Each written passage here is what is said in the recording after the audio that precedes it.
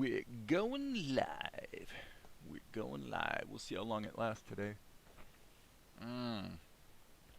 It's getting to be that time where the sun is starting to shine in my window, so that may keep me from being in this chair for too long. Although actually, if I raise up my desk, I got one of those desks that you can push a button and be standing up, so I guess I could always do that.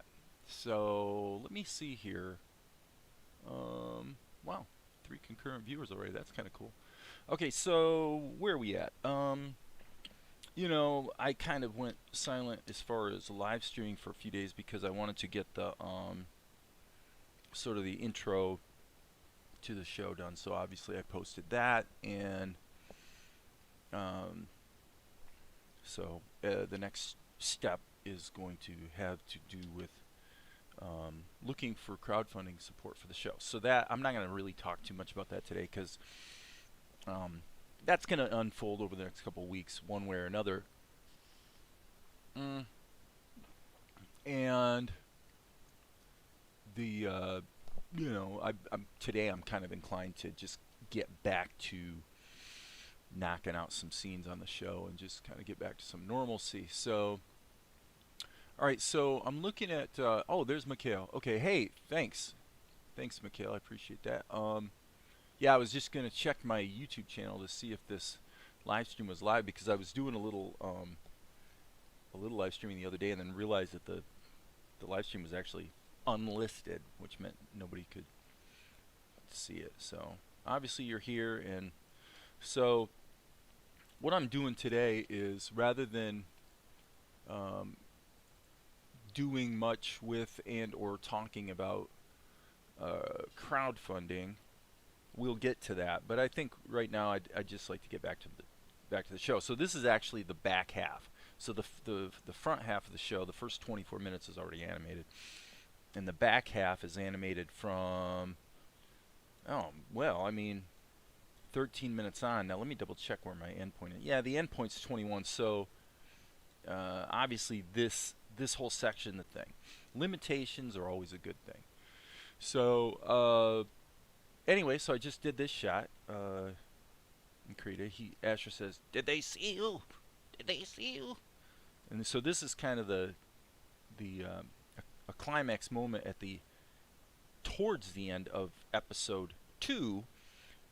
That this batch of shots right here. Actually, let's just put a region in there to mark it.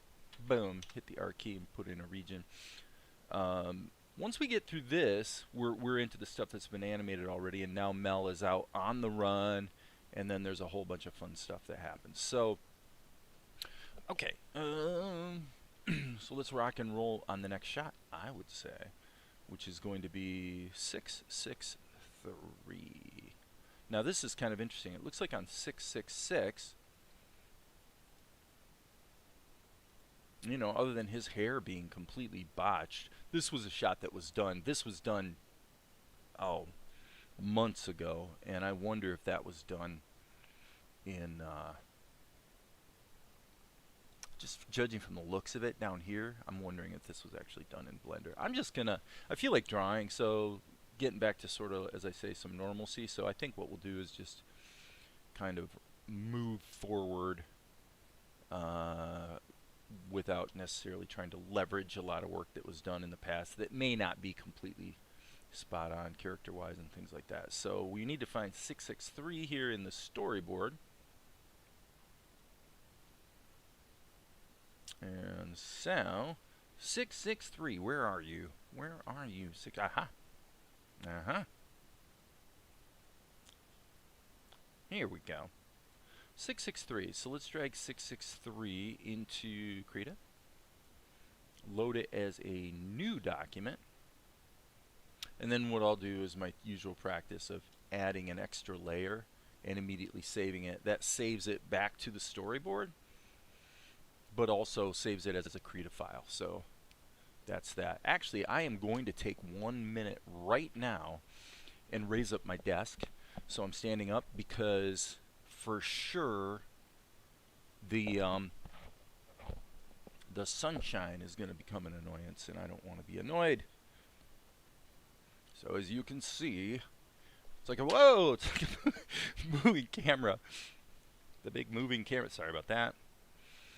Okay, so now it's my own fault that the webcam just fell. And that's because I was doing the music for the show intro, and so my keyboard, my MIDI keyboard, this one of probably 6 that I have of different sizes and configuration, was leaning against the webcam USB cable. So yeah, it's a little bit stupid.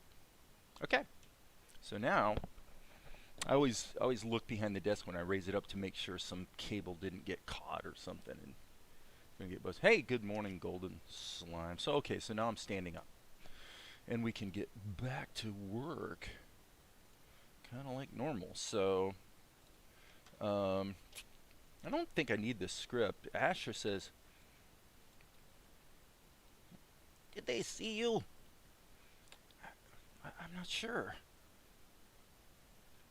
Oh, this is terrible. I don't know what his line is. So once I get this shot done, 663, I'll go back and look at the script just to make sure I'm not getting off track. I'm going to raise this up even more.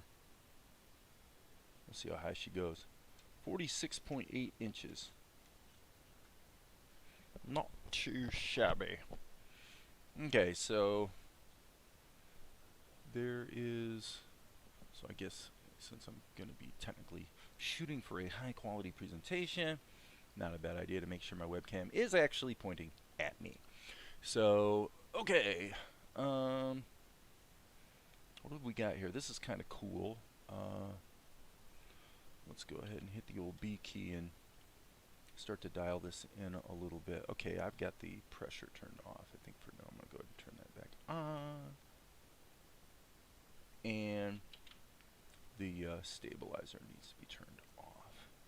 So we're kind of looking up like this with the camera at this point.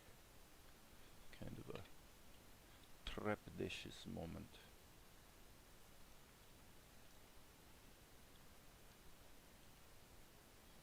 So we'll just kind of get Mel sketched in there. And GE to erase. He's got a nose that is slightly out of position. Again, GE and then BE to switch back to the brush and take it back out of erase mode. Alright, so I'm going to look.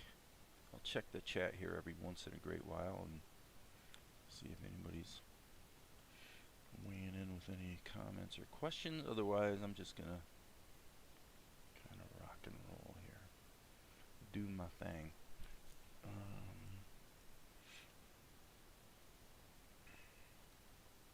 I was playing around a little bit last night, drawing on paper, kind of getting away from the computer for a while and fiddling around with a style more like Yo-Yo Shinari's. His style tends to be very flowing and well, kind of like what I'm doing now. Just kind of just flowing around, and you sort of sketch a lot and sort of find your character, as opposed to my usual practice, which is a lot more like well, let's just go ahead and rock and roll and do it. So I'm going to turn this down a little bit. So my usual practice is to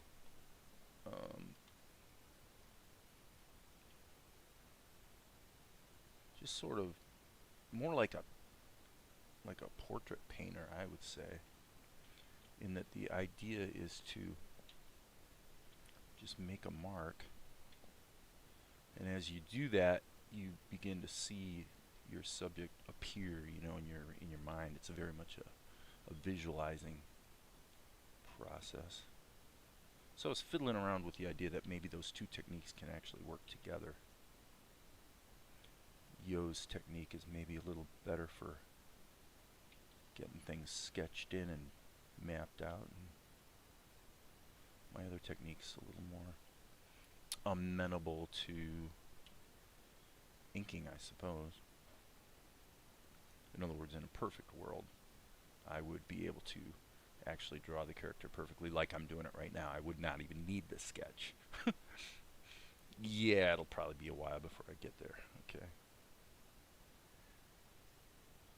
Oh, not too bad on that curvy line. So I actually have the pressure turned off right now. That's what this little button does for me. Turn off pressure sensitivity.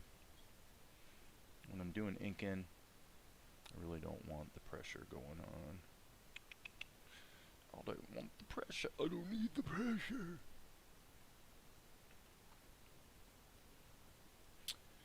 So, that looks pretty good. I think I'm going to probably give him like a spooked out eye blink kind of thing going on. So right now, according to YouTube, we have 6 concurrent viewers. I wonder who's here. I wonder who's here. Boo doo boo ba doo doo. Yeah. Ba da ba.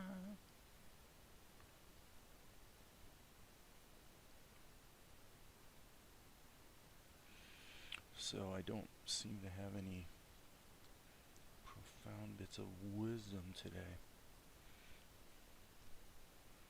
Like I said, my objective here was just to kind of get back to some normalcy, because the normalcy of just rocking and rolling here, cranking out animation, kind of got interrupted, obviously, disrupted a little bit by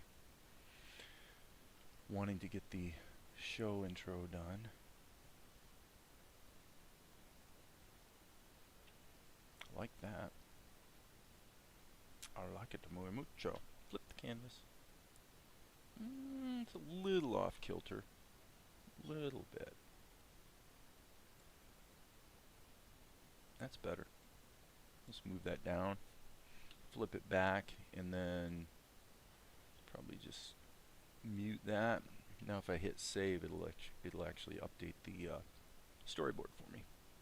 So Kamara, hey Kamara, never seen you here before. Welcome to the live stream. Great respect for frame-by-frame artists. Sometimes I template using vector drawings and just change a few things here and there. You know what? Nothing wrong with that. In fact, actually, I would even say that the I should probably pull it up here, but the show intro that I did a couple days ago, just to torture myself as an experiment, I decided to use Blender 2.81a for the intro. So actually, while most of this stuff, like this is all Krita, all the stuff here in the montage would be a mix of Krita and Tahoma, but this whole sequence here was done in Blender 2.81a. And you know, it looks about the same. You know, what was difficult had to do with kind of my standard practice with bitmapped style images like you have in Krita.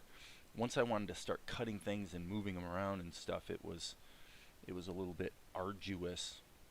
It's all doable. I mean, you can do anything in the world with Blender or any other vector tool, frankly. If I'm doing vector style animation, I would probably be inclined to do it like this.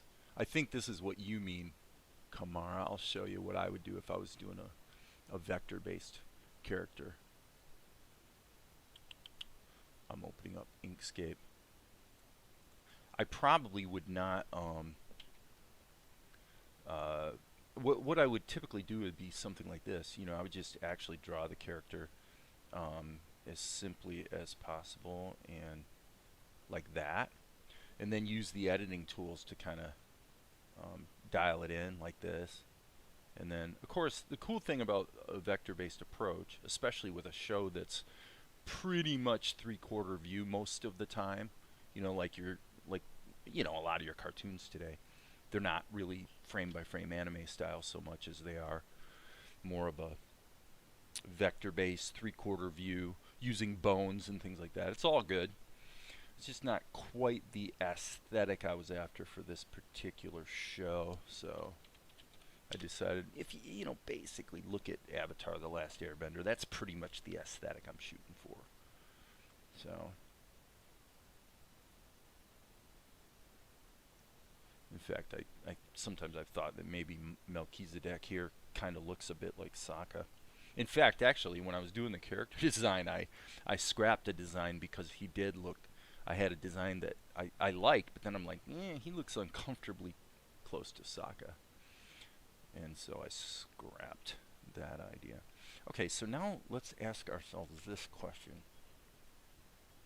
If we're going to have his eyes blink, then this is what we should probably do. Let's go like this. I'll show you how you can do this really easily in Krita. And by the way, the reason I'm expounding on this is because of Kamara's comment. I've been here before. I remember talking about the duplicate tool in Krita. Yeah, you know, a lot of times if I was going to animate, like if he was going to cock his head or something, more often than not, I would just go like this. I would just grab something like whatever I'm going to move around and just use the free, you know, like that. So I'm certainly not obsessive about true frame-by-frame animation. In fact, that's more about that. It's more about the look of the show, is a hand-drawn look, but the actual animation, I don't really care how I get the job done, really, as long as it works. I actually like that, but I think what I want to do here is, let's go. I'll hit the selection tool again, and then what I'm going to do, it's a little easier to do it with the lines, you know, before the color is in there. So I'm going to go Control X, Control V, so boom, now his eyes are in a new layer. Okay, so we'll just call that eyes. That way I can insert an eye blink quite easily without having to have many duplicates of his, you know, body happening. Okay, so let's check something here. Control Shift A. So here, let me just see. Okay, so here the eyes are gone, but here I think they're still baked in. They are. Okay, that's fine. So what I wanted to do was actually put in a blink. So, and by the way, this should be 8 frames per minute or per second. Okay, save our work. I save after like virtually every single step. All right, now this probably wants to be 3 steps. So I'm going to actually put the duplicate here and another duplicate here. This one's going to be stretched a bit, so I'm going to probably, since it's all on its own layer, we could probably liquefy it and get away with it, I think.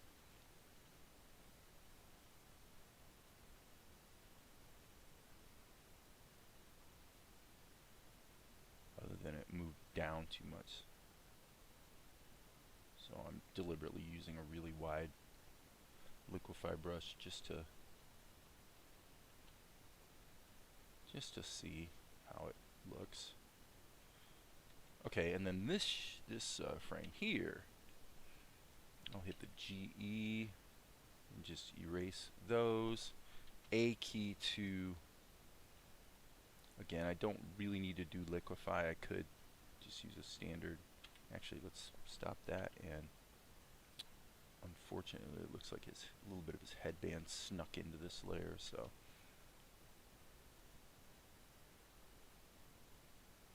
okay, so now we can turn our brush back on, B key, and just want to make sure I line things up.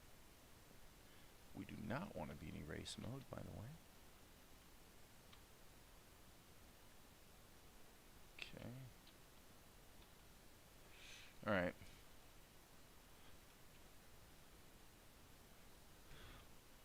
Not horrible, although I would say here a slight.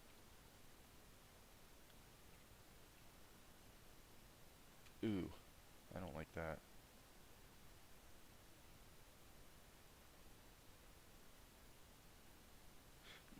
you know, it's one of those things that it would probably work if it wasn't for the movement.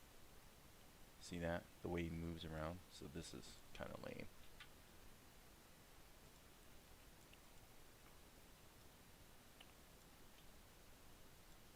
Let me see if that's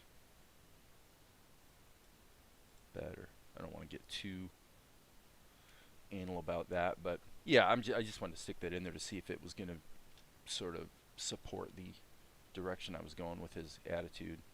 And clearly some of the timing is going to be needing some adjustment. So let's go into the mouth layer here, and I actually like the tilt there, but it's probably a little extreme, and having the head tilt and the mouth not change is a little distracting. So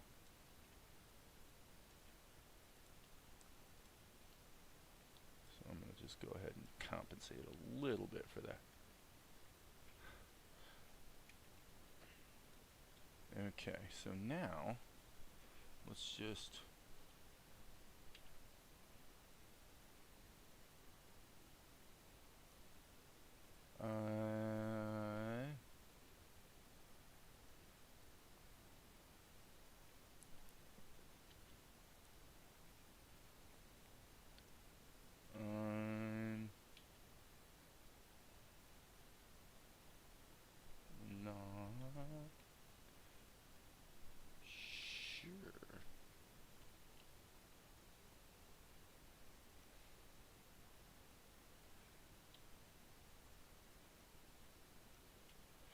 okay, not sure about that. We'll see.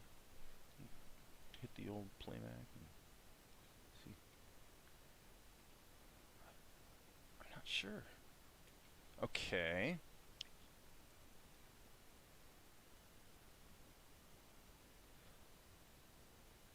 Okay, so actually, we want a half a second to get into the shot. But I don't like the blinky blinky before he cocks his head. So I think, yeah, it's just one of those things you sort of try different ideas and play around with it. Whoops. So I'm going to move these back here, and now the question is, can I salvage this? Well, actually, the bigger question is, would I really want to? But if I want to try, then what I could do is insert another layer and move these guys up to here. Make sure that there's no keyframe there, and then make sure there's a blank keyframe here on the eyes layer. And as always, save your work frequently.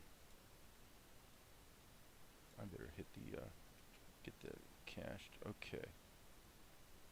So now what I have to do is I'm gonna just start soloing layers because I want to figure out why I'm seeing what I'm seeing. Okay, so this looks perfect. So that is what I wanted it to do. So I can insert a blank keyframe there. So that's fine. And then the eyes, yeah. So the problem here is they are reappearing there. So, okay, hold on a second. This might be one of Dave's classic dyslexia moments where no matter how hard I try, I can't actually, my brain is reversing things a bit. So, why the initial pose got deleted, I'm not sure. What's bugging me is, why am I seeing two versions of the eyes? If this has a blank keyframe and this is when soloed only has one eye, then where are the other eyes coming from? I wonder if it's the mel layer. Nope. Okay, this is again a little strange. Right now, I would say at this moment, Krita is behaving erratically. Yeah. And maybe not. Okay. So yeah, the answer to my question was simply that the eyes are baked into the first frame. I had forgotten about that. So that means that Mel needs a keyframe. And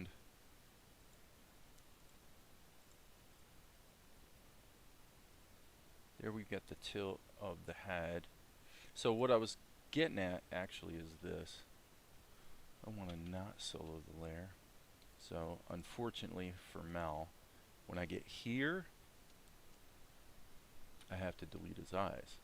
Otherwise, we have serious confusion taking place. If anyone wonders why I tend to try to keep my drawings on the flat side, this is why. It's because if I don't, I can definitely start getting very confused about what's on what layers and stuff. So I want a transform mask. A key, and move that to there. Fortunately, those little anomalies help me to get it lined up. Okay. And I suppose this is one of those cases where there's a lot of fiddling for very little reward, but it is what it is. Okay, that's not bad. Okay, so that's what I was after. Okay, and so interestingly, I would say, on the eyes layer, if I grab this keyframe here and then drag it back to here, and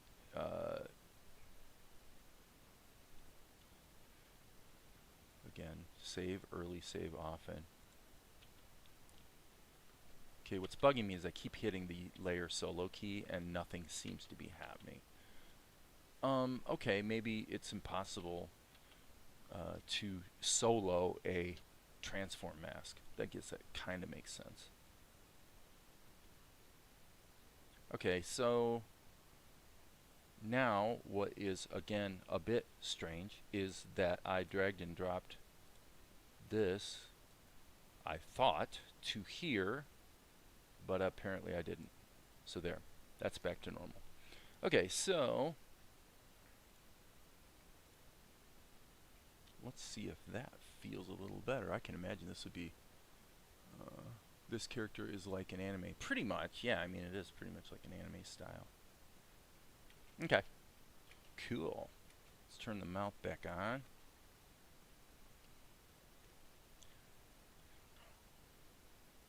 Okay, and then let's go, he says, I'm not sure. On the word sure, let's do two things. Number one, let's fix up his mouth, because obviously there's a little hiccup there. The fact that it's got a little bit of a quirky shape to it's no big deal. But we definitely want it to be clean-ish. I can see a flaw there as well, actually. Look at that. Can you believe that snuck in there? Unbelievable. Unbelievable. Okay.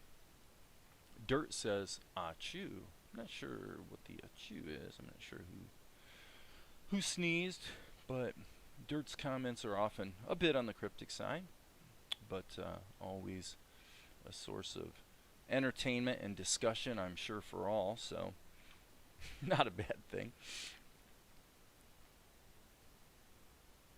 Okay, yeah, it seems to me when he says the not erasing, is there a selection? No, there's no selection. Boy, Krita is feeling arduous today. Krita's feeling like Blender felt the other day. Okay, so I see. My bad. The problem is that the eyes are in the eyes layer. And if you want to erase them, silly goose, you've got to erase them from the eyes layer. So yeah, once again, well, this is why it's an interesting kind of an ongoing discussion about the value of different animation tools and using lots of layers and this and that and the other. The thing I've learned just repeatedly is that at the end of the day, everything's cool, but everything comes at a cost. 100% of the time, there is a price you pay for, and usually it's a trade-off between power and flexibility versus stability. Okay, that does not look like the... Oh, I know what's going on. I'm going to shrink this this just a little bit. And probably should turn the pressure back on. Hello, pressure. Because the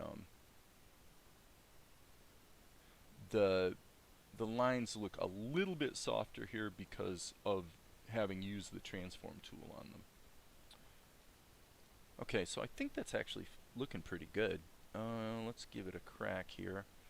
File, save, boom. I'm not sure. Okay, I think that's probably all right. So we're gonna probably need, let's do 40 frames on this one. And let's save it. And because of all the goofy struggling I've been doing, I'm gonna retreat back to my normal practice, which is to just keep the stuff as flat as possible and let the naysayers complain, because indeed it does create extra work. But what what I find is the extra work I have to do to compensate for the fact that I'm just keeping everything flat is offset by all the fiddling around and jumping through layers and trying to figure out where things are. It was really tough dealing with that in Blender the other day. I mean, it just does not take very long at all for your shot to become unwieldy once you get past a few layers. Now, other people may disagree, and it might be my little quirk, right? So I certainly accept that that's a very real possibility. Okay, but so what I'm going to do is go into behind mode, turn on the stabilizer. Sorry, I want the stabilizer on. And then what I'm going to do is step one is going to be to clean up the eyes. Meaning, I want to make it so that when I do a fill operation, they are definitely going to block the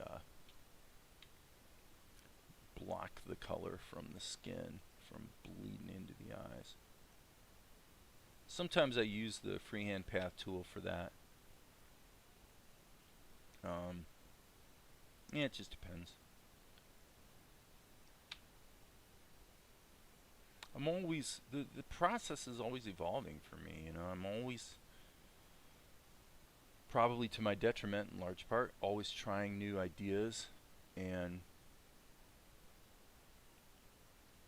tools on the chance that, yeah, maybe there's a win there, maybe there's a benefit. But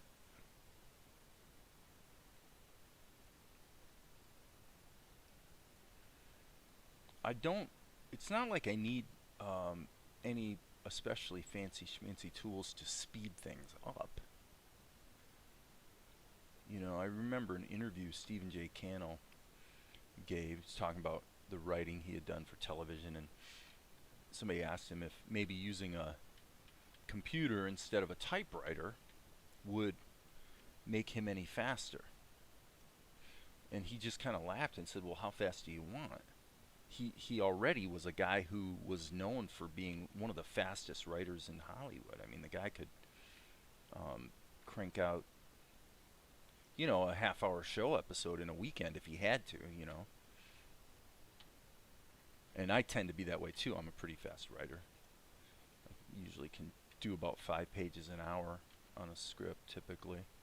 So that's pretty fast. You know, one good 3-hour session or so, I can typically crank out 10, 15 pages pretty reliably. So hence, that's why I've said here that writing new episodes for this show within a week is not a problem at all. I mean, that's not even, if you go and if you investigate what you know, those who claim to know, and especially those who write books about screenwriting, are going to tell you that a screenplay takes, you know, it takes 6 months or something. It's just ridiculous. If your screenplay takes 6 months, something's very wrong. Very, very wrong. Could be that you didn't plan well, you know, maybe you didn't write a complete outline and figure out what your story was before you started writing. I mean, some people do that.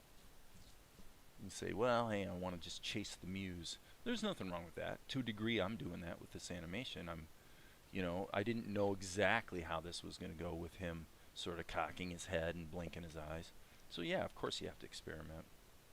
But I guess my point starting out on this little diatribe was that um, I'm yes, I'm doing this basically the hardest way possible in terms of how you would maybe leverage your assets. In that it's completely hand drawn. Oopsie, I'm in erase mode. You know, one frame at a time. But that's why I adopted the 8 frames per second as just we'll just make that the aesthetic of the show, and it's not like that's unusual. I mean, that's 90% of anime is at 8 frames per second.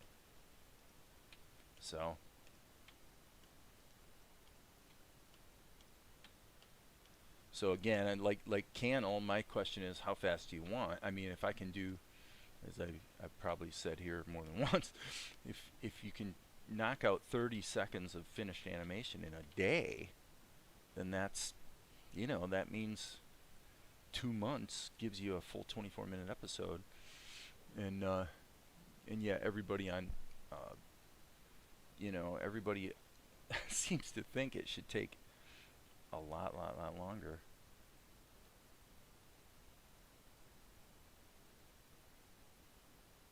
And you can always take longer. You can always make it better too.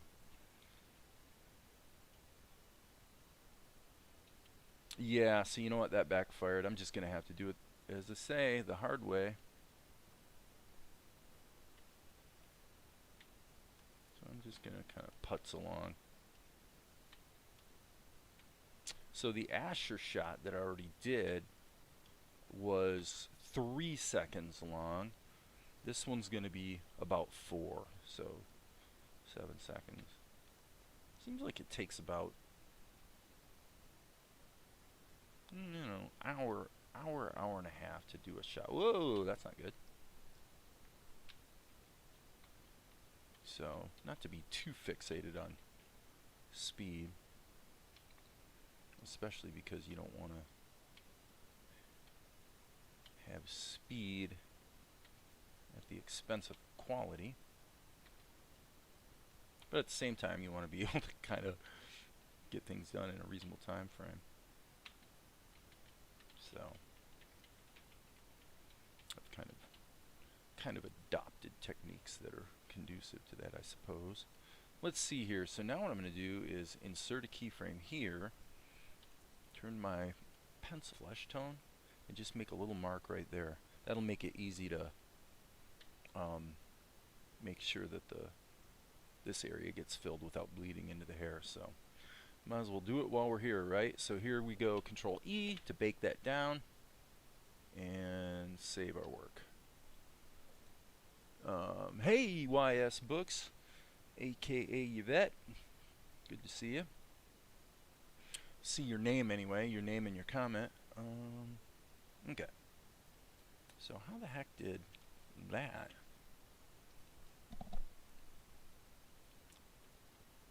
sneak by without color? Now I'm gonna get this in here. Oh, come on. I just fixed, look at that. Curse you, Red Baron. That means I have to 1, 2, 3, 4, 5, 6. Fill tool, fill. So this is actually a good example of what I'm talking about. You know, it's a real tragic thing that I had to go and actually do that fix 6 times, but at the end of the day, what did it take? You know, 10 seconds. So let's try this again. Let's just add a layer, and I'll come back to that layer in a minute. I'm going to hit the flesh tone and go boom, boom. So I'm looking for where we're going to have a gap. Okay, right there. So here what we're going to do is just go like this. Okay, so while we're here, it does also appear that this we could actually fill that and that. And we might as well actually do his garment as well. Now this is kind of an important moment to pause, because if we're going to go back here and look at the back half, okay, he was in this blue outfit. Okay, blue outfit, tank toppy kind of thing, and I suppose that's the shot we're going to actually redo using this one kind of as a basis. So this is bad. This is actually very, very bad. Why? Because it looks to me, yep, this is very, very bad. Why is it bad? Well, through this entire shot, his garment is wrong, but that's okay. Because of what I'm doing right now, this is going to be relatively easy to fix. So here's how we're going to fix it. I'm just going to add another layer, and I'm going to put it in erase mode. Okay? And then I'm going to take the G key and just draw a shape over all of this.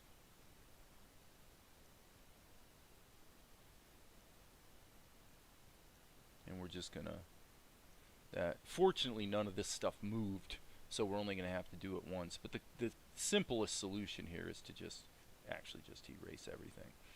Okay. Then what we should do is bake it down. So let's bake that down to there. So now we got Mel. There we go. In good shape. So now we can go back to this fix-up layer and redraw the garment correctly, which again is, just want to check this. Yeah, it kind of cuts down the middle too, so I'm going to have to add a little patch on top as well, but that's no big deal. Little patch, little patch. Okay, so I'm going to do this, sample that, hit the fill tool. We're already in behind mode, so we can, okay, silly goose, that's not what you're supposed to do. Oh, really? That tiny, tiny little gap right there. Okay, and then what we've got is we actually have this little border thing, like that, on the garment. So we have two tones. Let's go for, I'm going to wing it a bit here on the color. Feels about right. Winging it a bit. Fill tool, boom, boom, and then, yeah, we've got this tone that's kind of a notch lighter. Okay, so now what do we do? Well, unfortunately, what we got to do is bake this down, and then we're going to put a layer on top. Another bit of a fix-it layer. So, and for this, we can just do whatever we need to do, like I'm doing right here, to just kind of make it all look good. And then what I'm going to do is grab just cut that out like that by painting in the flesh tone, and then grab the brush and paint over it like that. And let's see here, looks like that'll do the trick. And then if we want to add a couple wrinkles here to just kind of make it, like, that's really important that it looks super realistic, right?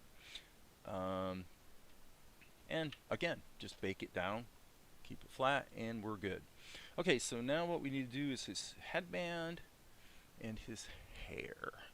Headband and hair. Headband and hair. Headband and hair. What will you do with your headband and hair? Fill tool. That's what I'm going to do. Boom. Oh, come on. Seriously, dude? What is going on? Okay. Okay. I guess I shouldn't be complaining, because it looks to me...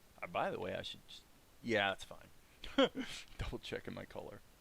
I've been known at times to be a little bit loosey-goosey on my color keys. Okay? So, let's just not... let's make no bones about it. I've been known to be a little loosey-goosey.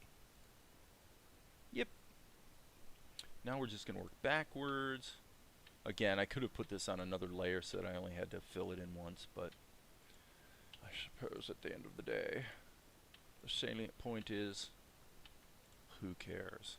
If it takes, anything that takes less than 30 seconds isn't really worth trying to improve much. Okay, that would be my general philosophy. Okay, so now let's go ahead, because we really want to balance this against the Asher shot. So you can see here, the Asher shot, we're using this background that we used in some other stuff. So I'm going to hit Control-Alt-2, which takes me to this folder that has my cool-ish backgrounds. And I think I want to use something like this. I want it to be pretty nondescript. So we'll insert that as a new layer, pack it down below Mel, and I think in this case, methinks I would like to flip it. Yes.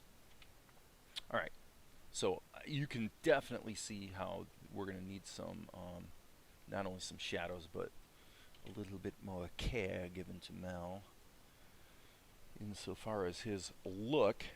So, step one, let's give this boy some shadows. Should be pretty straightforward. We'll see if we can get away with, well, we're going to need 2 keyframes for sure. Just because, well, folks, it is what it is. So, hello? Trying to insert a key. Oh, I see what's going on. Krita, you're so silly. You're just the silly program. Alright. So now I'm going to go ahead and doodle some shadow. Add some real production value here. You say, oh my gosh, that looks completely stupid. Well, that's because I haven't alpha locked it and I haven't turned it down. So just keep your pants on, people. Keep your pants on. It's all going to work out. It's all going to work out in the end. Despite the occasional setbacks. As long as we're having fun along the way, that's the important thing. That is by far the important thing. Why? Because animation takes a lot of work and time. It just does. Richard Williams said it best. If you're trying to save time, why in the world are you in the animation business at all? It takes nothing but time. He's correct. Okay, that looks pretty good. So what we're going to have to do is have this one spot right here where we have an adjustment. And I am going to just draw into this. So I'm going to hit the E key and just erase the stuff that needs to be fixed up. Okay. Boom, boom. Come on, baby. Come on, baby. Get her done. Who was it that used to say that? Larry the Cable Guy, I think. I was never a big fan. Bum ba dum dum. Bum ba dum dum. Okay. Let's hit the play button and see what happens.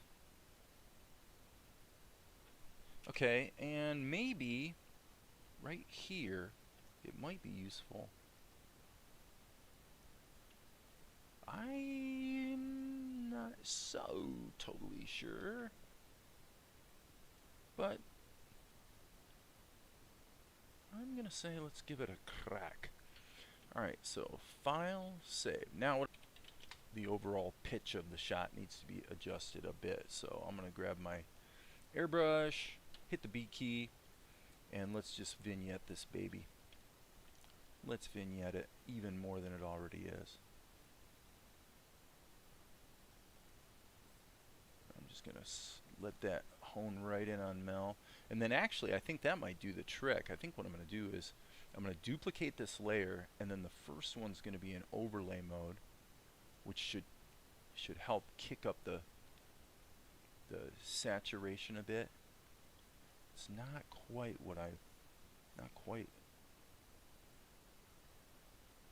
as rich as I was hoping. So I'm going to go ahead and do this. I'm going to hand paint a little extra here. Yeah, that's better. And then let me dial that in and see. Yeah, that looks pretty darn good. That's probably a little strong. So we'll go there, and then we'll use this one to just, you know, turn down the light in the room overall, right? Okay, not horrible.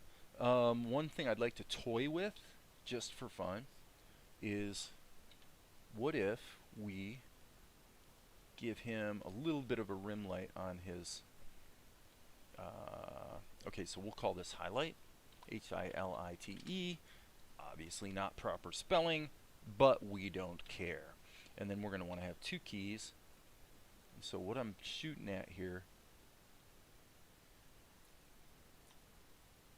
is some kind of little bit of backlit effect, so that his hairline can pop a bit. It's not going to take much, as you guys will see here in half a sec. Okay, let's pop this out a little bit more. Okay, and then what we're going to do is we're just going to do it like EQ with audio. You wanna turn it off and turn it on, dial it in till you think you've got it, and then make sure you turn it off and turn it on just to feel if it's a bit egregious. That's probably pretty good, I would say. Oops, I'm in erase mode. Okay, so now that I've got the color kind of dialed in, now I can make some slight adjustments.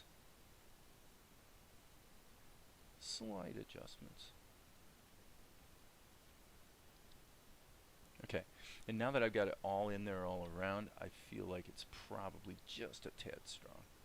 So I'm going to go there, and then over here, it probably would be wise to try doing a translation, just because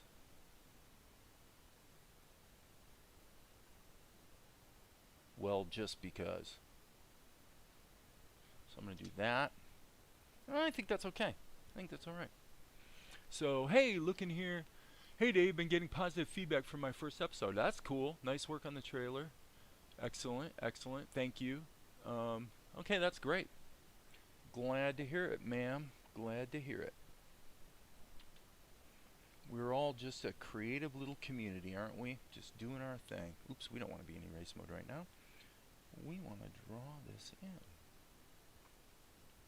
We're all moving forward with our respective accomplishments that we are attempting. Okay, I would say, if we compare that to Asher, I would say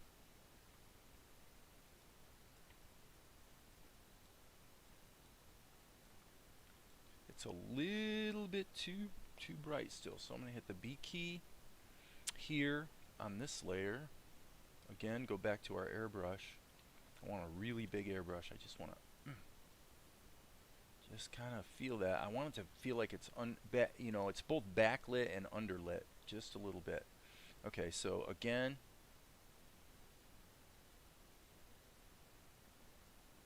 I wonder what happens if we do the old overlay thing.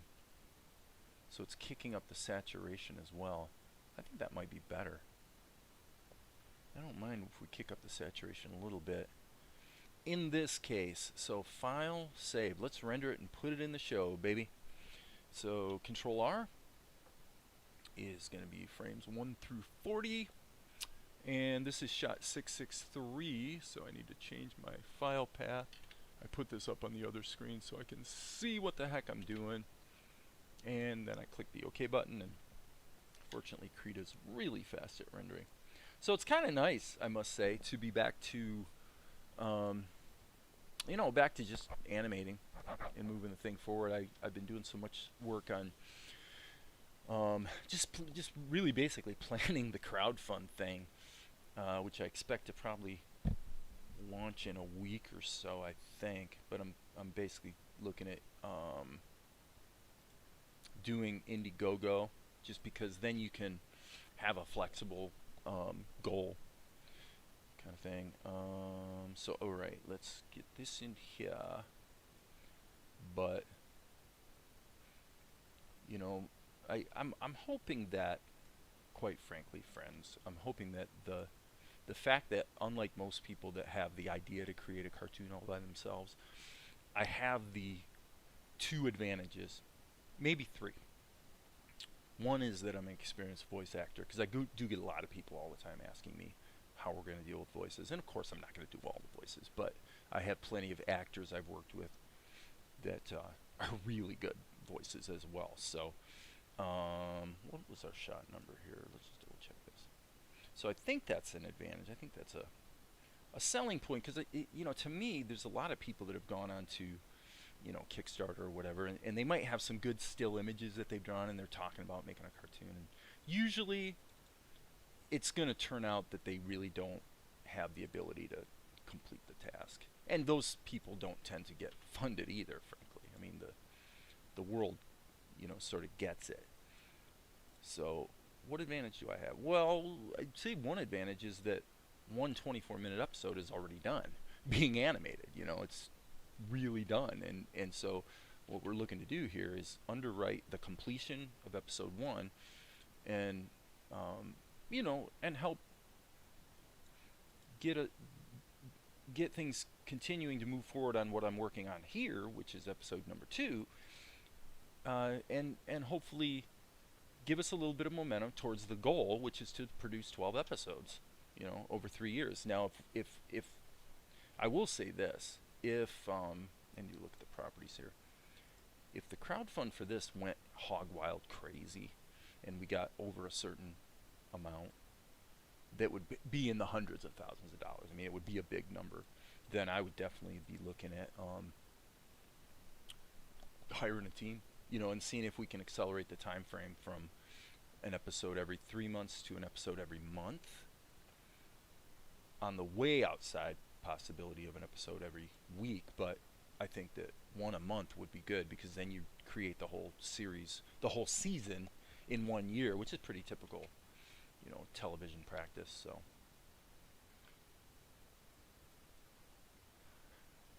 sure. Okay, yeah, I think we should still have the camera pushing here as well. I like it. So yeah, the three advantages I have over most people that would try this sort of thing is, number one, I've proven that I'm doing it, and I can do it. And I pretty much know what my time frames are. I know that I can do an episode in 3 months. So that would be advantage number one. Advantage number two, I'm a voice actor. I can do the voice of Asher and other people as well. advantage number three, I've written over a dozen screenplays and written, directed, and produced feature films that have been pretty successful. So that's kind of unusual. The only thing about this that I really didn't know how to do a year ago was the animation.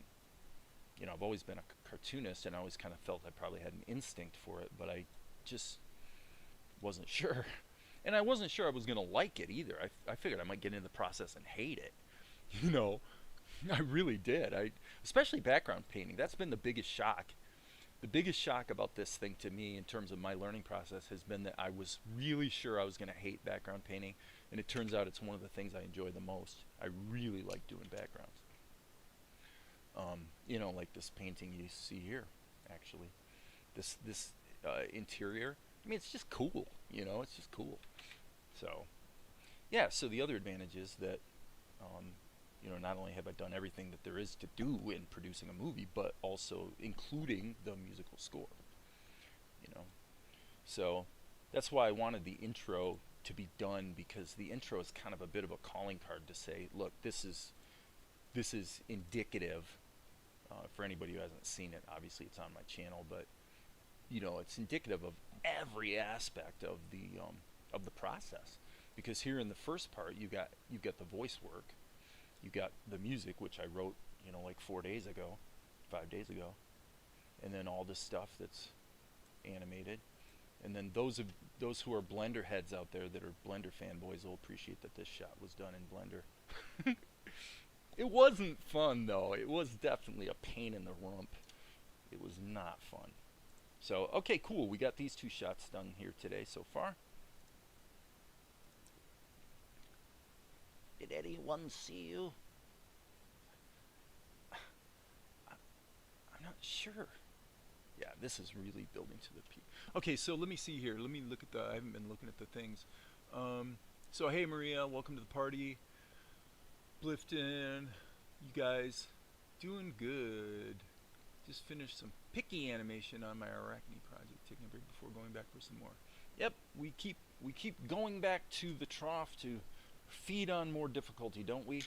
But it is part of the fun, and it's the price you pay to be able to create something cool. All right, so probably editing-wise, let me see here. Yeah, I think what we probably want to do is just cut right into that. And I'm going to just do Shift B to cache this in memory so it plays back. One thing that really was challenging on the intro sequence was that, somewhat surprisingly, Vegas does start to choke on ping image sequences. You know, you're moving a fair amount of data.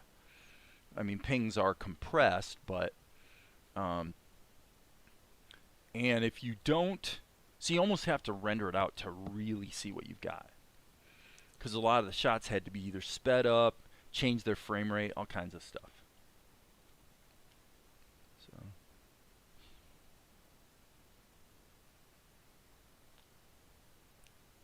not bad, not bad.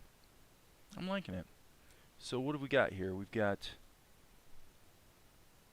an hour and 4 minutes plus about, I mean, it wasn't quite an hour, but it's probably close to it. So 2 hours, 2 shots, not too bad. What's our time?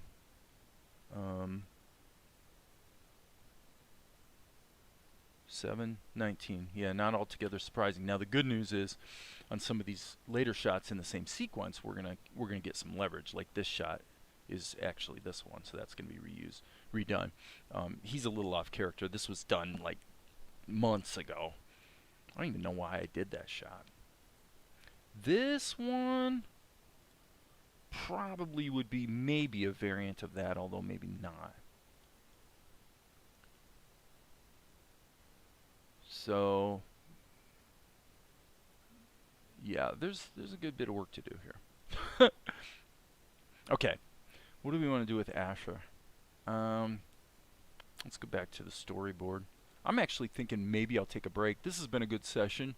I didn't necessarily intend to be on too long, and having gotten 2 shots done, I'm thinking I'm inclined to probably take a break and come back a bit later. So you guys will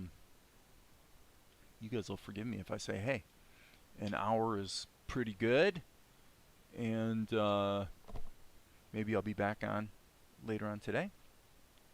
But it wouldn't do me any good to keep live streaming if I'm not actually getting anything done, would it? So let me go to the storyboard and just double check a couple things here. 662, 663, blah blah blah. Okay, so we're looking at this shot here. I want to make it, oh, I can't do that. Oh, fiddle-dee-dee. Yeah, so he's basically sitting at the table and he's kind of going like this and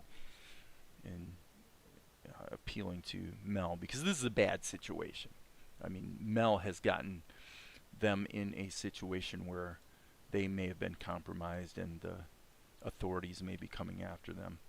So it's definitely a pivotal moment in the show. So yeah, let's wrap it up there, and I will invariably be back on. Not sure when. I try to give, you know, at least 1 minute notice. But thanks for tuning in. As you guys know, there will be